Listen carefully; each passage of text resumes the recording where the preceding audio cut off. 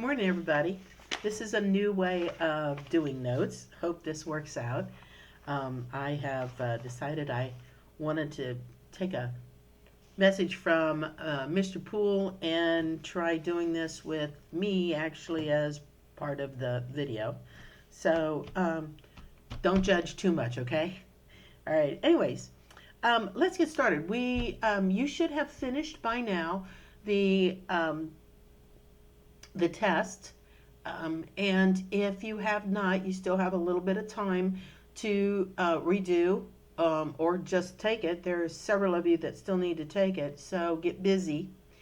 But I'm going to go ahead and start with the next part of what we're going to be working on, which is Unit 6. So let me go ahead and get you started with this. We're going to go first to the fourth 9 weeks non-traditional classroom, as you can see right here. Click on the third week, okay? And you should see these things. This is day 2, so you should see Unit 6, Unit 6 recording, and then I'm going to do something a little different. There's a feedback process that will be available to you. Not today, though. I'm thinking I'm going to make that available maybe another day, but we'll see. So, Unit 6 notes, Unit 6 recording. I don't have them hyperlinked yet because I'm making the recording. So once I have the recording done, I will hyperlink everything, and it will be available on Wednesday at 10 a.m. Okay, so let's move ahead. So what you'll need to do first is click on the Unit 6 notes, and what you should see is this. The Unit 6 notes we're looking at Content Goal 11, and so we're going to be looking at 4 content goals. So we're going to work through Content Goal 14, but we'll start off with Content Goal 11. All right, so the goal, as you can see, let me step back a second. As you can see, what we're going to be focusing on is public policy. In particular, we're going to be looking at Ohio and Ohio's local government and the connection they have between the federal government. And as you can see from the content goal, this is looking at a framework for the state. The Ohio Constitution has to complement the federal structure of government in the United States. There are similarities and differences, and we're going to look at that. But first, we're going to kind of look at the background of the state, and then we'll look specifically at the actual similarities and differences. So if you would, I'm going to pull up this. So we're looking at Ohio, and first thing I want to do is and this is the same content goal that we were looking at. What I would like for you to do is to add this to the notes portion.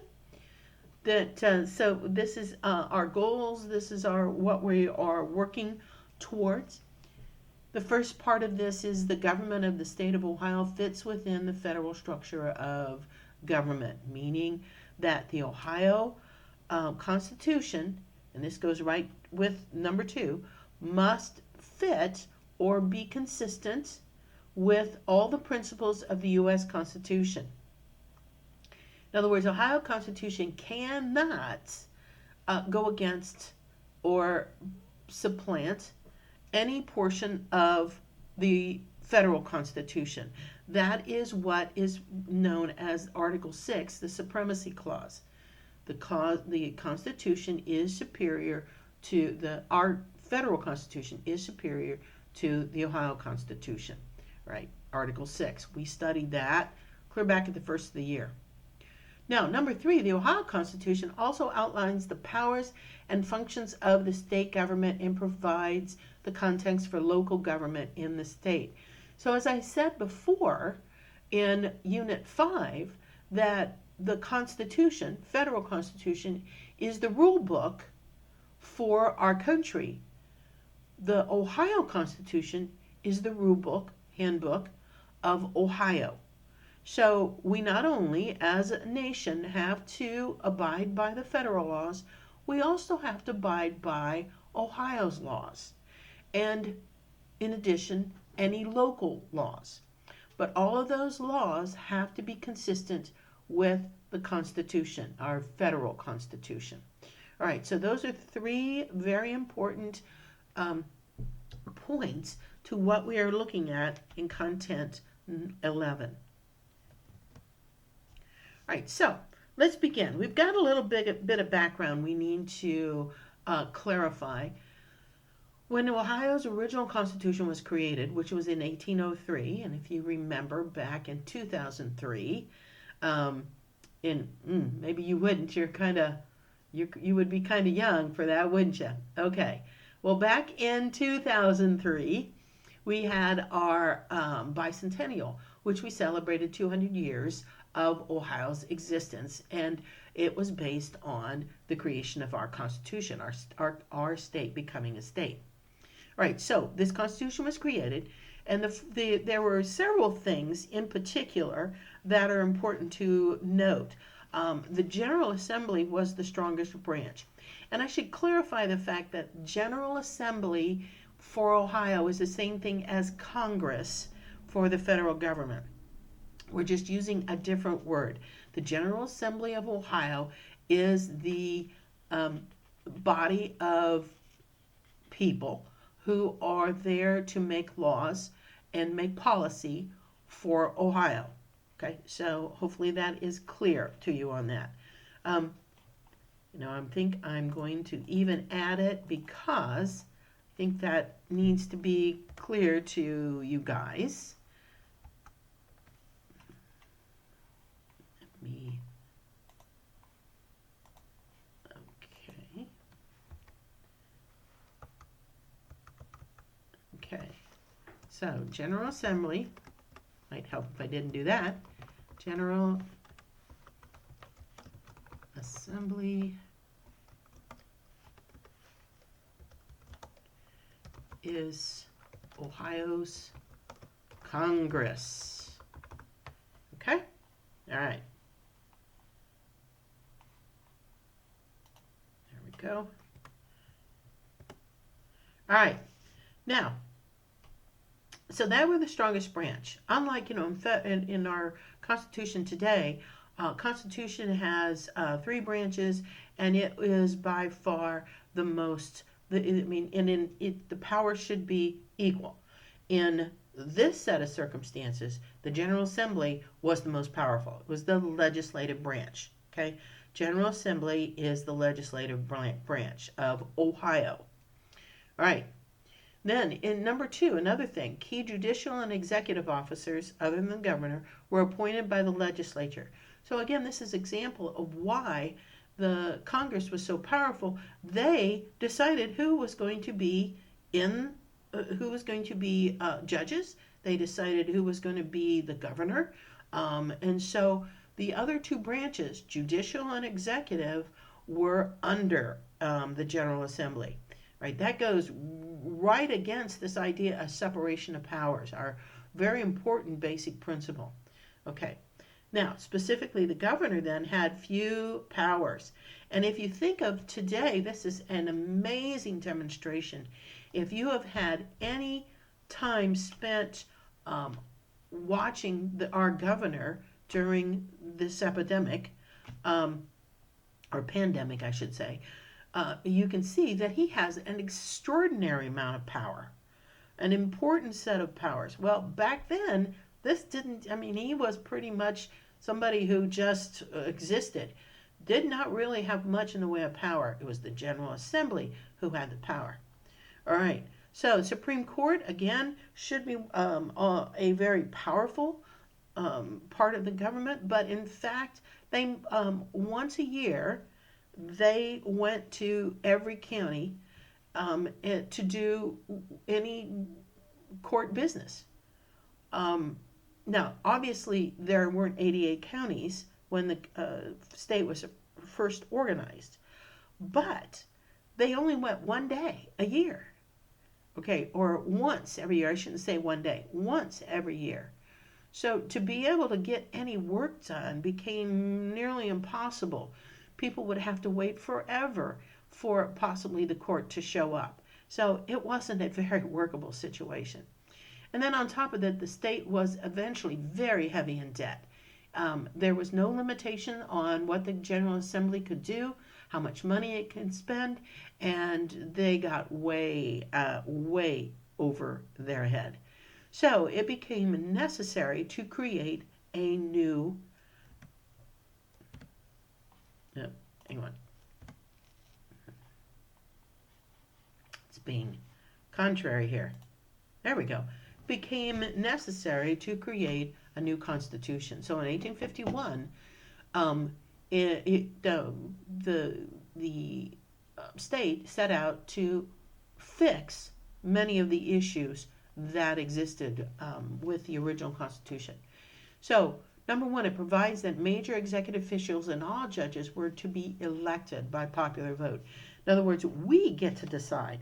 So, when you get an opportunity to vote for the first time, you're going to see that on the ballot, especially if it's time for judges to be picked, you can say, we're going to vote for them.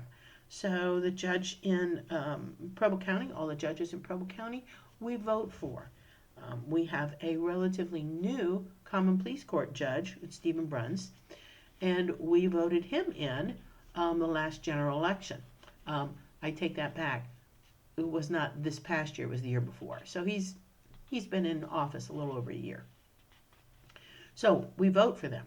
Number two, legislative powers to enact retroactive laws was prohibited.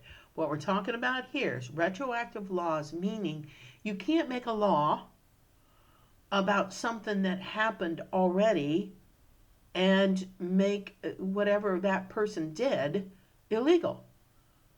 You can't, in other words, you cannot call something illegal except from the date you make a law that says it is illegal. So if I would, let's say I decided I wanted to steal your car, but it wasn't a law. I could take your car. Again, you might not like it, but there was nothing against me doing it until there was a law that said I can't do it. Now, if I steal your car after the law is made, then I can go to jail. But I cannot steal your car before. I can steal your car before without going to jail. So, no retroactive laws. Okay, all laws of general nature were required to be uniform throughout the state.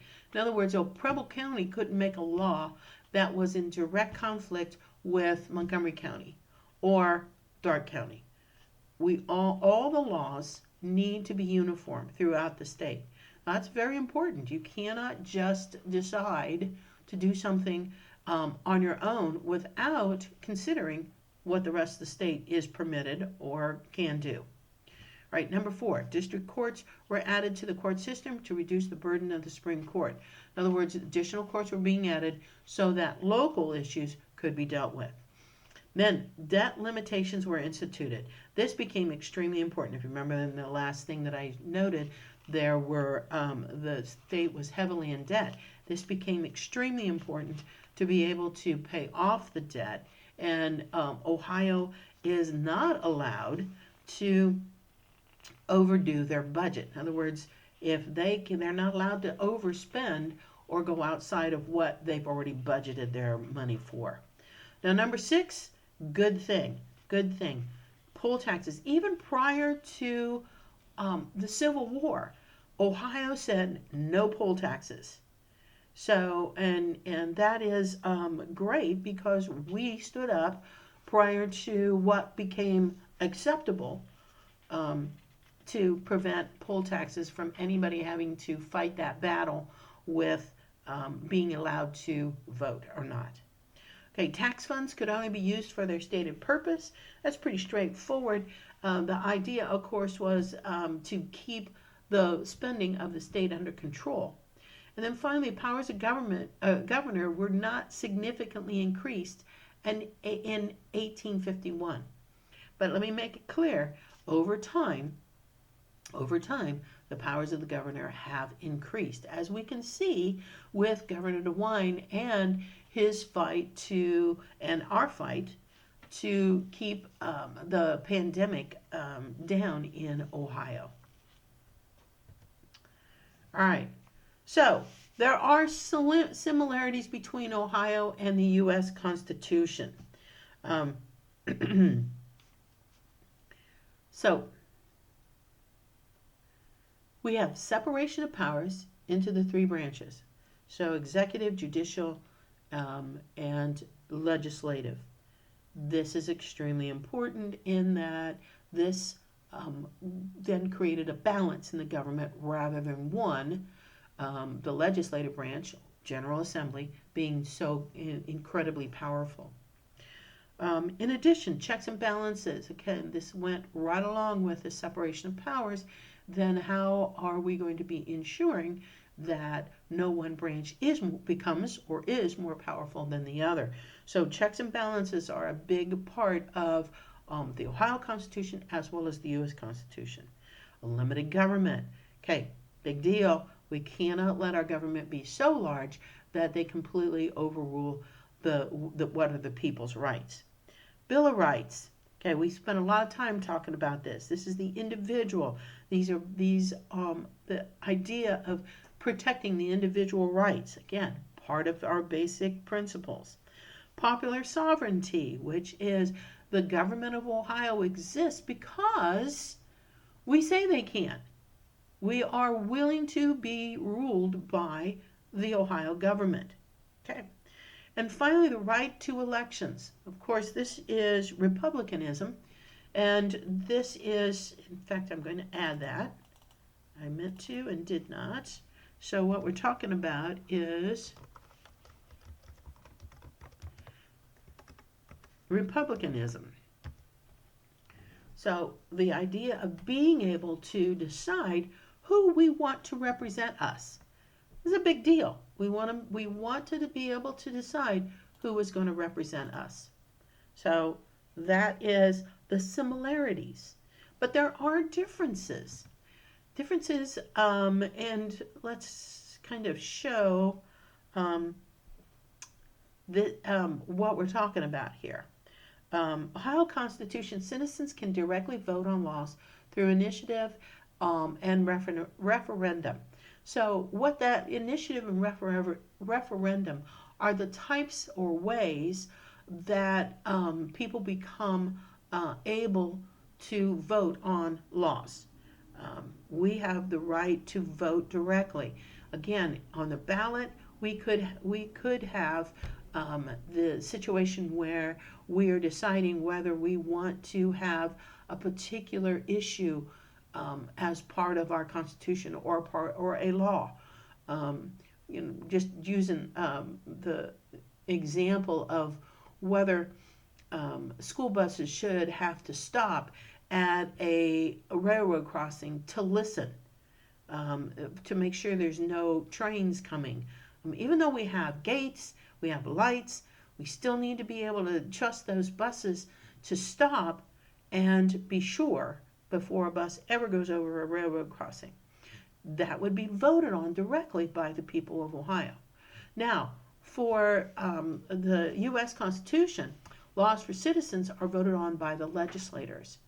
It would be too much to have certain laws to be voted on by all the population. Too big, take forever for laws to be accepted. So we count on our legislatures in the U.S. Constitution to make those decisions. And that's a big part of, again, this being represented, being able to vote for our representatives, and then trusting our representatives to do their job. If they don't, then we vote them out. Okay? And in fact, that is a little bit different for Ohio because we get to often, not on all, but on many laws, we can vote whether we want them or not. Now, the second one, judges are elected. We talked about that already. Judges are appointed in the U.S. Constitution. Big difference there. And then finally, Three, legislators for Ohio have term limits. They can only stay in office so long. They have a limited, like they can only serve, I'm just throwing a number out here, be voted in 8 times. Legislators for the federal government can be voted in and voted in and voted in for the lifetime of that legislator if they want. There is not unusual for legislators in the U.S. Congress to be old and very old and continue to go before the people and ask to be voted back in. And in many cases, people do. So legislators do not have term limits for the U.S. Constitution. Okay, so those are 3 examples. There are some other ones, but those are 3 very good examples to identify the differences between Ohio and the U.S. Constitution. All right, so let's go ahead and begin to look at goal number 12. All right, so goal number 12 is a little bit different in that we are looking at how excuse me, individuals and organizations play a role in federal, state, and local governments in helping determine public, domestic, and foreign policy. Now, we have touched on this before.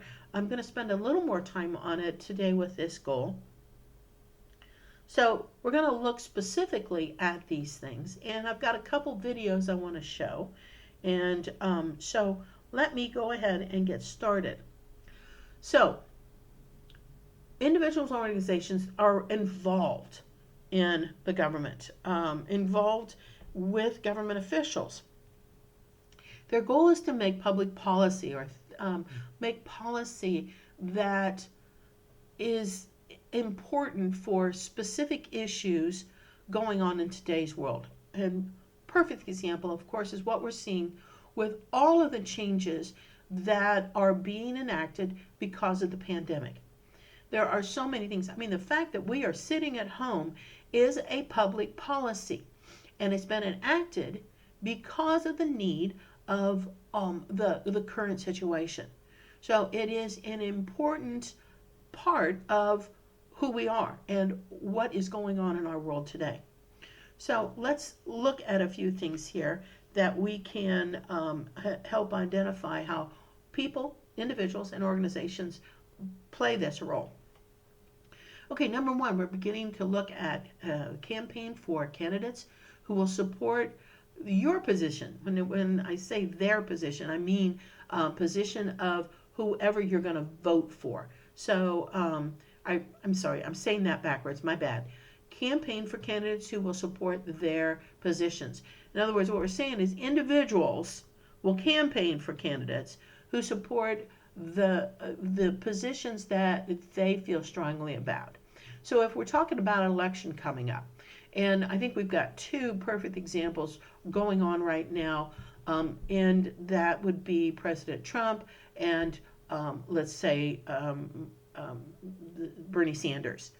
Okay, and the 2 different attitudes or opinions of these guys, they're pretty different.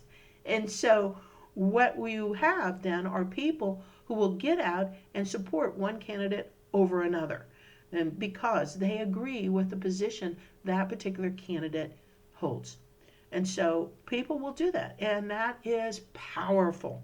Especially people who have a great deal of influence will then get on TV or make signs to support, just a small example of what people can do to support their candidate. 2, we can provide information to executive branch officials on impacts of potential rules and regulations. Okay, people can keep track of what's going on in the government and can get out there. They can write letters, they can make phone calls, they can go to see, make appointments to see their individual representative in an effort to identify issues that need to be supported or maybe excluded. So people can get out there. And in fact, the truth of the matter is, you as an individual can have a huge impact on different things by being willing to step up and make your voice known. Because the most um, candidates, or even, and they don't have to be candidates, but actually represent already representatives in the General Assembly or Congress, recognize that if you're willing to get out and write a letter or campaign for or um, contact them in some way, make a phone call, then you are probably one of many. And so a lot of times they really listen to people who make contact with them about any particular issue. So that's a very powerful way of influencing your government. Now, number 3, lobbying members of legislature. I have to admit, I have not spent much time talking to you about it, but I do have a good YouTube I would like for you to watch. So we're going to pull that up. Let me get to the right spot. Here we go. Let's discuss interest groups. And as you can see here, it is one of the 3 parts of the iron triangle that we first studied when we looked at the bureaucracy in the executive branch. And the whole point of the iron triangle is to show how these different parties can influence each other. And so just as a reminder, an interest group is any collection of folks who organize in order to advocate for something in public policy. This could be groups of corporations, it could represent an industry, it could represent a social cause. And we're going to look at some major interest groups in the United States in a few minutes, but some can be quite large and some can be quite small.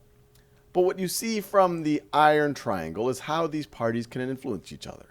An interest group can give electoral support to a member of Congress by getting its members to go out and vote for that member of Congress, or maybe even doing advertising for that member of Congress, or giving direct financial support. In exchange, they might get friendly legislation and oversight. And that'll happen because a congressperson who got that support from the interest group might have a friendly ear to that interest group, and it might be open to hanging out with lobbyists from that interest group. The term lobbyist or lobbying is believed to originate in 17th century England, where people who wanted to influence members of parliament would hang out in the lobby of the parliamentary building waiting to talk to those members of parliament. And that's what essentially lobbyists do today. They try to meet with congresspeople or meet with the staff of congresspeople and try to influence the types of bills that are introduced to Congress for consideration and how various members should vote for those bills. Now, bureaucracy, these are the folks who, for the most part, are doing the work of actually running the government. And they have influence and they can dictate what regulations are going to be, who gets various contracts. And so you can imagine that might be of interest to interest groups. Now, to make tangible what some of these interest groups are, you have entities like the AFL-CIO, which stands for the American Federation of Labor, Congress of Industrial Organizations. And this is a meta-organization of a bunch of labor unions. And as you can imagine, they're going to advocate for labor-friendly policies. It might be things that favor the manufacturing industry or that favor employees' rights to collectively negotiate with their employer. It might be advocating for trade policies which would be perceived as more friendly to the American worker. Its membership is roughly 12.5 million people.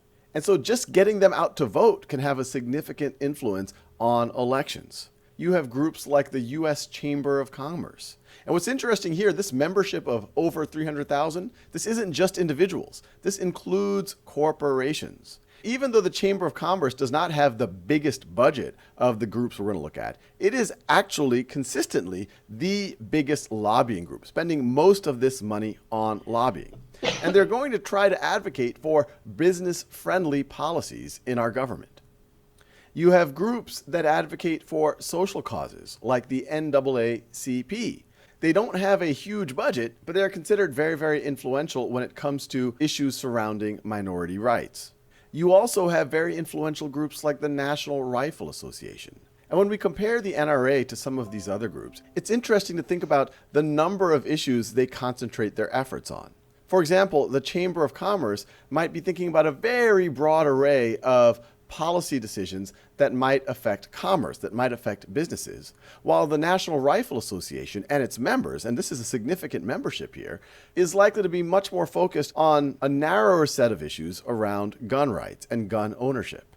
You have the American Medical Association, which despite its relatively small membership here, is highly, highly influential because these 240,000 people are for the most part physicians, who many of us are very used to listening to. You have the American Association for Retired Professionals, which has a membership of 37 million people and a budget of 1.6 billion. So these entities can be very large and very, very influential. Now, as I mentioned, not all of these dollars go directly to lobbying. They could be spending money on voter education. They could be spending money on legal funds to advocate for cases that are in their interest. They could be giving direct support to various candidates or to various parties. They could be advertising in the media for their cause. But if we think about direct lobbying, this chart right over here is quite interesting.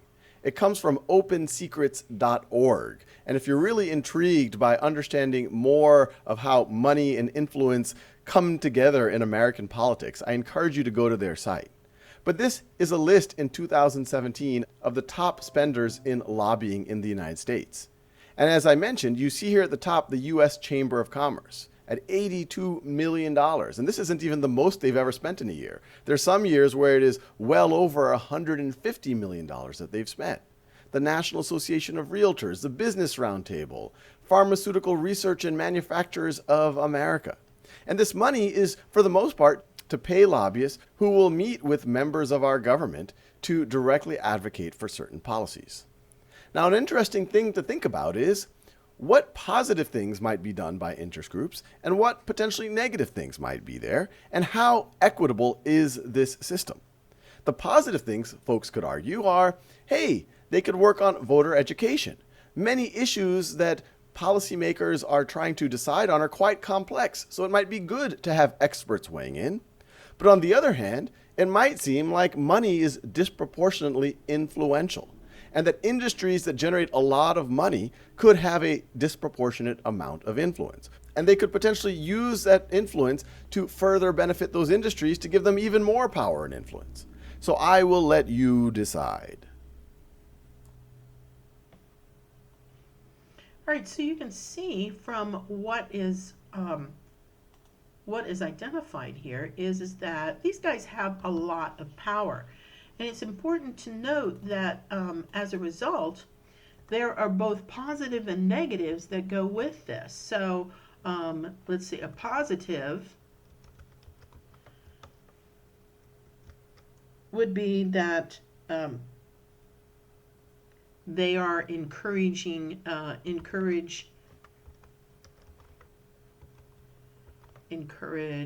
voter registration. Another thing might be medical, encourage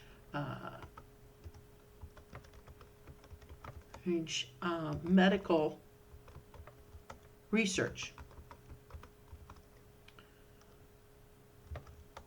Could be encourage better food quality. Okay, such as when I say that, I'm thinking in terms of they're making sure that foods are packaged safely. Maybe that's what I need to say instead of quality. Food safety. There. Okay. Now, in addition, we could be looking at negatives. Okay. Don't you love it when that happens? Okay. So negatives. Oh, can't spell. Okay. So negatives that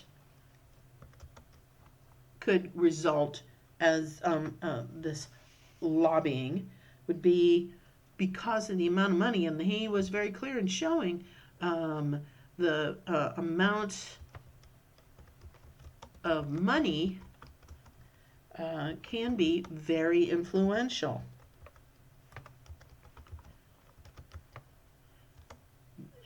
So, and maybe, and what we're talking about would be things that are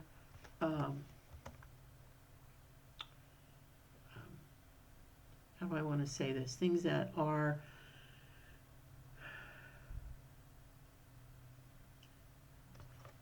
let me do that.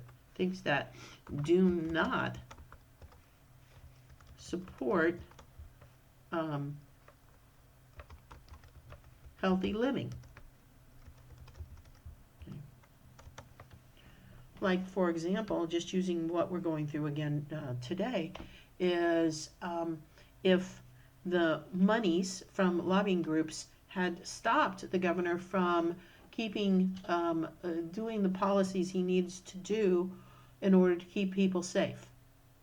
So, and that does happen a lot. That this influence, this huge amount of money can be extremely influential, and can cause where one thing could not maybe be as healthy or supportive as if there was this person who hadn't lobbied so heavily. So but this is not necessarily a bad thing. Lobby members do make a big influence, a positive influence, but there's also negatives that go with it. All right, so let's move on then to number 4. Provide testimony before legislative committees. People who are experts, and it could be just about anybody, who are experts in a particular idea or thought about a policy that maybe Congress or General Assembly is considering. They come and then say, okay, if you decide to go one way, here's possible results of that. Or if maybe you consider going in a different way, here's the positive results of that. So it can be extremely important to have these people who have knowledge about possible policies that are being considered. Right, number 5, propose laws to legislators. Anyone can propose a possible law. Doesn't mean it will become a law, but if you see a problem, you can, as an individual or a group, organization, can get out there and propose possible laws. And obviously, some are very helpful. Some of them we can't figure out why they even exist, but they do. And so, but the idea is, of course, we our legislators are influenced by the things that we can propose, as people who come to our legislators. All right, number 6, we can prepare briefs to present during judicial proceedings. I have to say, we as individuals probably aren't going to do that. It's more likely attorneys will create briefs. Briefs are specifically reports that have been written, usually by attorneys, to identify issues that need to be dealt with in judicial proceedings. They can specifically be focused towards an individual. Let's say they're in court for a reason, and these briefs are presented because they need to be maybe set free, for example. One thing that the governor is doing right now is considering who should be set free for during the pandemic, set free from jail. And what I guarantee you is there have been people who have been preparing briefs to present to him as to who should be set free and who shouldn't. And so, but again, those are usually done by experts. All right, and then number 7, offer comments during public meetings. Hey, we all can go to our county commissioners meetings. We can go to our city meetings that are set, and they are public meetings, and you can go and you can talk to your public official about your concerns. I'm going to give you an example of something that I had to do I think most of you know that I live very close to the Eaton Pool. And when they redid the pool several years ago, one of the things they did was also resurface the parking lot. And as they resurfaced the parking lot, they raised the height of the parking lot near my property line. And so when it rained, and it did rain very hard that year, I had a lake in the back of my property because the water could no longer escape. They had created a dam, in essence, and water was backing up into my yard. And that wasn't a very good thing. So I went to the city building. I contacted them and I was prepared. I went to talk first to one of the officials, and it was the assistant city manager who I talked to. I talked to one of the officials, and I was prepared to go to a meeting, if I had to, of the city council. But fortunately, I had pictures and I presented my information to the assistant city manager, and he realized that in fact they had created a problem for my property. And one thing you cannot do is the government cannot do is block water from a property or place water on a property without dealing with it.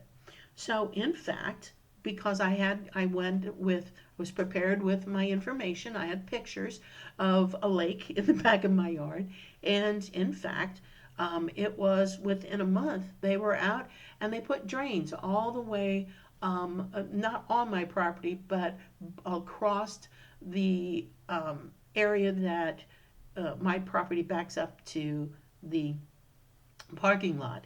And now there are drains all the way across, and although water does back up for a little bit, it's usually gone very quickly. And so, hey, that worked out, and it was possible to really make a difference in my personal property. So it's worth being able to go and talk to whoever you might need to. So although I didn't go to a public meeting, it was something I was prepared to do, and but this worked out really well. All right, so we can conduct letter writing campaigns. That's pretty self-explanatory, considering the fact that you can write and let your legislator know what it is that you have concerns about. That's whether it is a local, Preble County, Ohio, or federal government. And lastly, it says hold public demonstrations. Public demonstrations we haven't really seen here in Preble County, so I have a video I want to show with regards to this idea. So this is just kind of talking about how influential public demonstrations can be. It's a very short video. Can peaceful protest really make a difference? Research shows that between 1900 and 2006, campaigns of nonviolent resistance were more than twice as effective as their violent counterparts. Even in oppressive, authoritarian conditions, protesters can tailor their campaigns to succeed. When large, nonviolent groups of people organize concentrated methods like protests, along with dispersed methods like boycotts or strikes, even the most brutal regimes have trouble stifling the resistance indefinitely. Meanwhile, movements that opt for violence often unleash terrible destruction to their communities, usually without achieving their goals. Because citizens can choose to either show up or sit out to support peaceful campaigns, nonviolence allows all kinds of people to participate in some form. Nonviolence is inclusive across gender, age, race, and class divides, so nonviolent campaigns have been on average 4 times larger than violent campaigns, and lead to a better representation of the people, rather than just those in power. This presents not only a potential numbers advantage, but also a tactical one. While violent uprisings are mostly made up of able-bodied young men, nonviolent campaigns often include women, professionals, religious figures, or civil servants, and reduce the risk of violent crackdowns from security forces. So no matter where you live or who you are, your voice can be heard through nonviolent civil disobedience. And ensuring that all voices are heard, no matter the cause, is the only way to guarantee a truly civil society.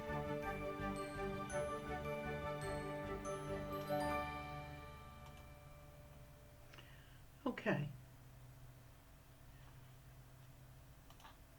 There we go. So, let's go back then to this portion down here. All right. So individuals and organizations must know the proper level and branch of government to engage at various stages of making public policy. So using my example, I first went to the city building to talk to someone who could help me. They brought out the assistant city manager, and he was the guy. And he worked with me, and my property now does not suffer from the kind of water damage that I had feared it was going to. So by knowing where to go, by being informed, in other words, by knowing the people who you should talk to, and that would require some research on your part. It would require you to make the effort to figure out how to deal with an issue that would be important to you, whether it's through all these things that we've just gone over: campaigning for a candidate, lobbying for an issue, proposing a possible law, going to a public meeting and making your opinions known, conduct that letter writing campaign. All of those things can influence public policy. And remember, the first word is public. It has to do with us. And so you need to make you need to become involved and appreciate that you have a voice. Okay, we're going to stop there for this recording. And I want you to make sure that you are checking to that you have gotten all the different pieces done that you need to. I plan to be contacting families here very soon about any issues that I have with regards to the work being done. Okay, guys, I appreciate that you are working on this and getting things done. This is a weird situation, and it continues to be that. But I think that we can come through with this, come through very well with this situation. All right, take care. And as always, Iki Loa.